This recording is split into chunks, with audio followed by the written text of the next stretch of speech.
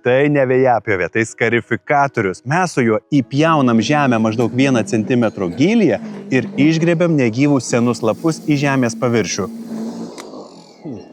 O skarifikuoti verta, todėl kad mes, pažiūrėkite, išgrėbiam senus lapus ir atidengiam žemę. Tokia žemė greičiau sušyla, oro gauna šaknis. Jeigu vejos augalams truks oro, jūs niekada neturėsite gražios vejos. Na ką, nepergyvenkit, jeigu peraugusi žolė. Jūs galite skarifikuoti pavasarį, vasarą, rudenį, viskas tvarko. Tik būtinai prieš tai nusipjaukite veją žemiau, jeigu įmanoma, bus tikrai geras efektas. Ir dar vienas labai svarbus darbas - susižymėti purkštukus, dėl to, kad galite su skarifikatoriu viską sudaužyti.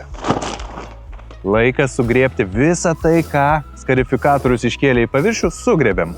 Na, o dabar labai svarbus sekantis žingsnis, tai yra geras vejos patręšimas. Mes naudosime Mivena trąšas. Na, o kur įsigyti trąšų, tai visi želdintojai, tie, kas senai dirba, puikiai žino Dotnuva Seeds. Nuvažiuoji, gauni gerų trąšų, sėklų ir pasiruošę sezonui. Po patręšimo aš mačiau, kad reikės panaudoti vejos sėklą, nes yra plotelių, kur nelabai gražiai atrodo. Naudosime Dotnuva Seeds sėklą turbo, kuris skirta atsėjimui, būtent ten, kur nukentėjo nuo sniego, nuo šuniukų. Šis mišinys puikiai tiks toje vietoje.